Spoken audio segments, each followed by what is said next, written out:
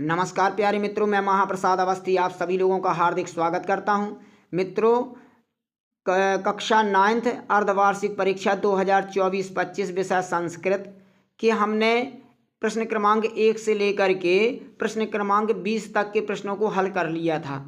आज हम शेष प्रश्नों को हल करेंगे और गद्यांश से किस प्रकार से उत्तर ढूंढते हैं उसके विषय पर हम लोग चर्चा करेंगे।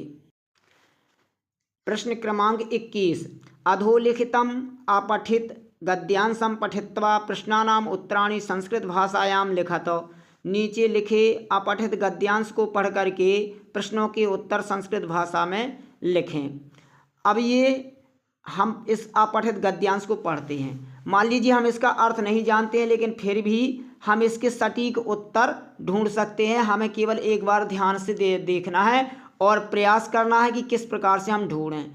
और हम जब तक घर में अन्य गद्यांश को पढ़ करके और उसके प्रश्नों के उत्तर नहीं ढूंढेंगे, उसका रिवीजन नहीं करेंगे, तो हम जो है असफल होंगे। इसलिए अगर सफल होना है तो इस वीडियो को देखने के बाद अपने घर में किसी एक दो गद्यांश को ले लिया करें, उस गद्यांश से प्रश्नों के उत्तर निकालना सीखा करें। तो देखो हम पढ़ते हैं, रामायणम मम अभीष्टतमः ग्रंथः अस्य लौकिक काव्यस्य प्रादुर्भावः वैदिक वाङ्मयान्तरम् अभवत्। रामायणं लौकिक संस्कृत भाषा निबद्धमयम् आदिकाव्यमिति कथ्यते। अस्य ग्रन्थस्य रचना आदिकविना कृता। अस्मिन् महाकाव्ये भगवतो रामचन्द्रस्य चरितं वर्णितं वर्तते। अस्मिन् काव्ये सप्तकाण्डानि सन्ति।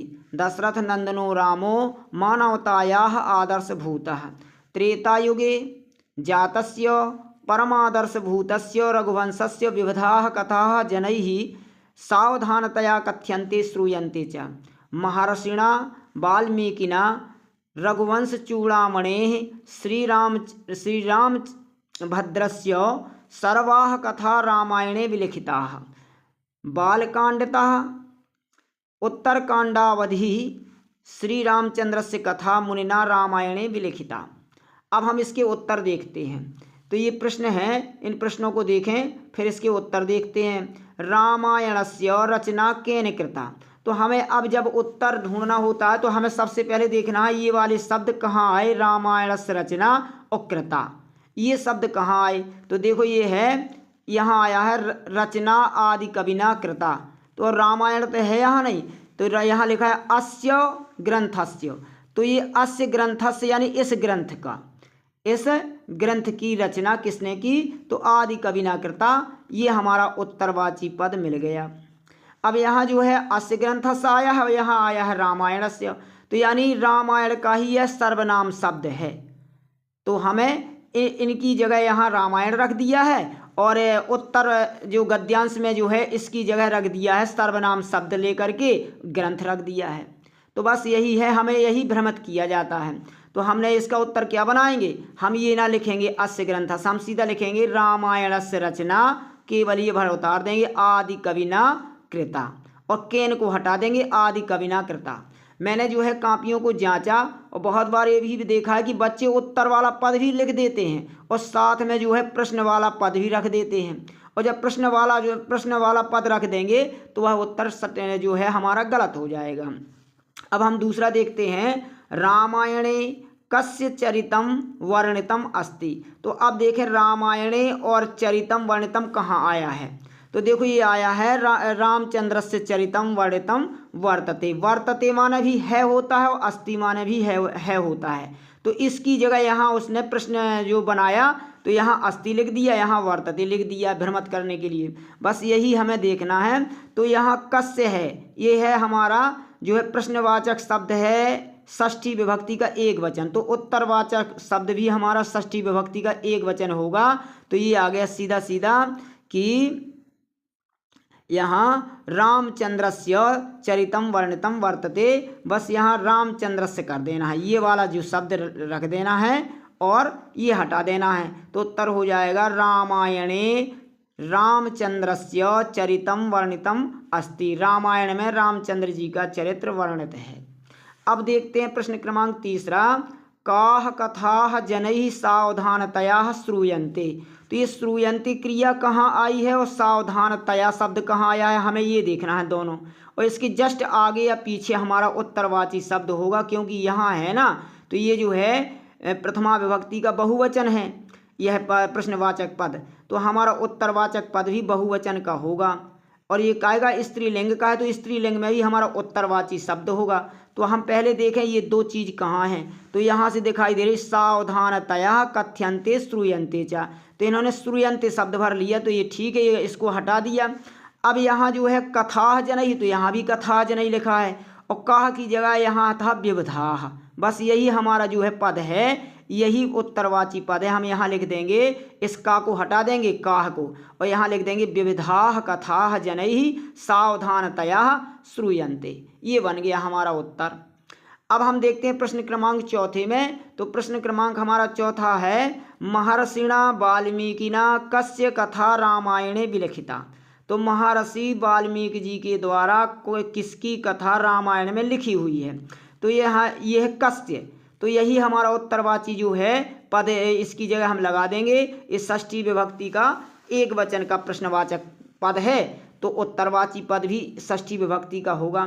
तो ये जो है महर्षिणा वाल्मीकिना कस्य कथा रामायणे विलिखिता, यानी किसकी कथा रामायण में लिखी है, तो सीधा सीधा हमें ढूंढेंगे। तो यहाँ लिखा है महर्षिणा वाल्मीकिना रघुवंश चूड़ामणि श्री रामचंद्रस्य कथा सर्वाः कथा रामायणे विलिखिता है। ये तो ये बन जाएगा, लेकिन ये सही नहीं है, इसको और देखते हैं कहाँ है। तो यहाँ है मुनिना विलिखिता, मुनिना यानी वाल्मीकि के द्वारा, वाल्मीकि के लिए किया कहा गया है ये, और यहाँ रख दिया है वाल्मीकि। तो हमें केवल यही वाली ये वाला जो है ना वाक्यांश लेना है। तो हम यहाँ लिख देंगे महर्षिणा वाल्मीकिना रामचंद्रस्य कथा रामायणे विलिखिता। यहाँ कस्य की जगह श्री रामचंद्रस्य कर देंगे ये वाला, तो ये हमारा उत्तर हो जाएगा। हमें तो षष्ठी विभक्ति का देखना, ये भी रख दें, और ये अपने पद ये इन शब्दों को वही रखना है, केवल प्रश्नवाचक पद को हटा देना है, उत्तरवाचक पद को रख लेना है, तो हमारा उत्तर बन जाएगा। अब प्रश्न क्रमांक हमारा 22वां है कि स्वप्राचार्यस्य कृते अवकाशार्थम प्रार्थना पत्रम लिखा। तो अपने प्राचार्य के लिए अवकाश के लिए एक प्रार्थना पत्र लिखो।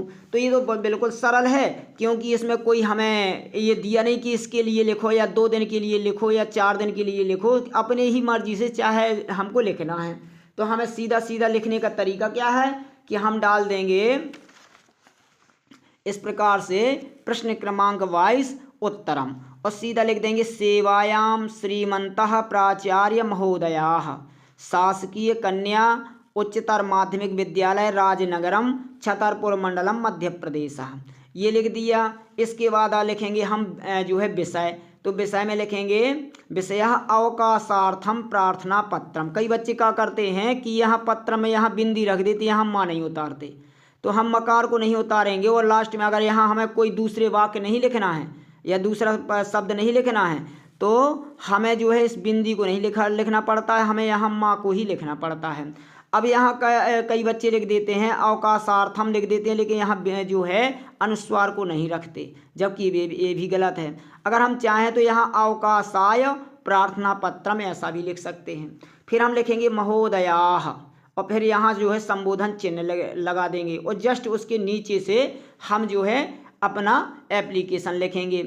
तो हमने क्या लिखा कि महोदयाः निवेदनम अस्ति यत् अहम सहसा ज्वरपीड़ितः अस्मि, अतः विद्यालयम आगन्तुम असमर्थः अस्मि, कृपया मम कृते 5 दिवसानाम अवकाशः मम कृते 5 दिवसानाम अवकाशम स्वीकुर्वन्तु।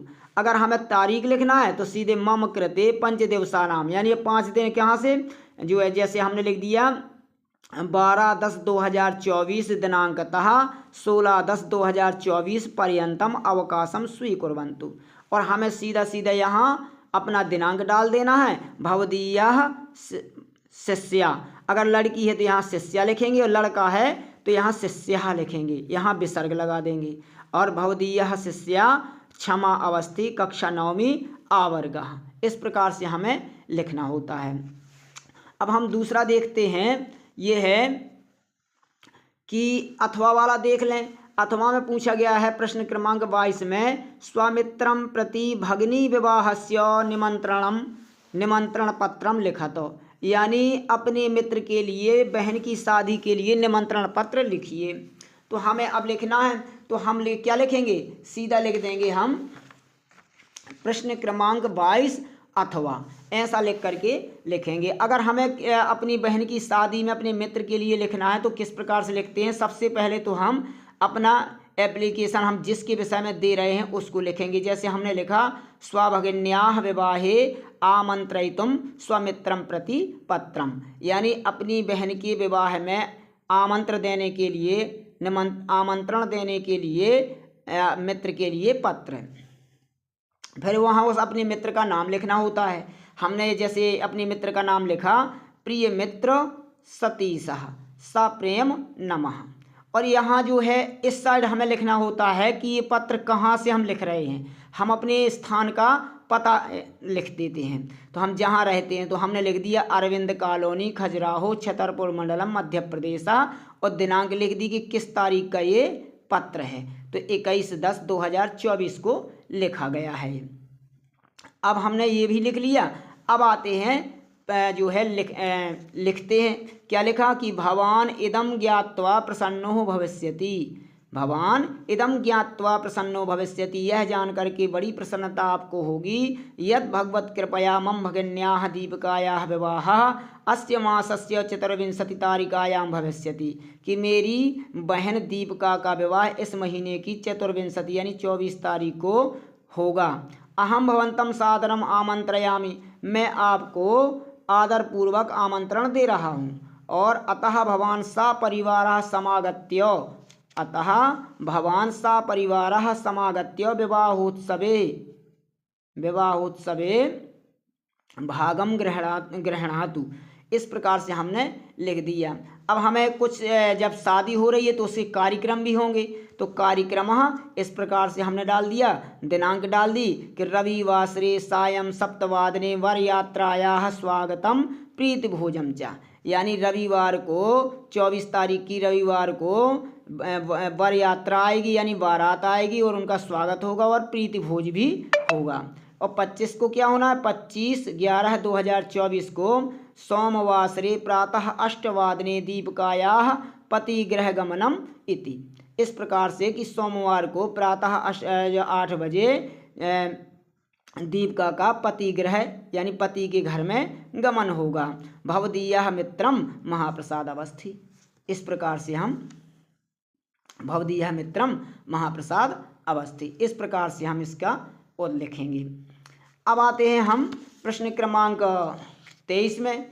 तो 23 में है अधोलिखितेषु एकम विषयम स्वीकृत्य संस्कृत भाषायाम निबंधम लिखत, यानी नीचे लिखे जो 4 हैं, यानी महाकवि कालिदासः, पर्यावरणम, संस्कृत भाषायाः महत्वम और सदाचारः, इनमें से किसी एक विषय पर हमें निबंध लिखना है। तो इसमें क्या लिखा है, एकम विषयम संस्कृत भाषायाम, संस्कृत भाषा में हमें निबंध लिखना है। तो हम किसी जो हम याद किए हैं उसका हमें एक निबंध लिख देना है, ये 4 अंक का है। ठीक है मित्रों, हमने आज कक्षा 9वीं के इस पेपर के माध्यम से समझा और प्रयास किया, इसीलिए आप लोग इन चीज़ों को ज़रूर ध्यान दिया करें और किस प्रकार से लिखना है इसका भी ज़रूर ध्यान दिया करें। तब तक के लिए नमस्कार।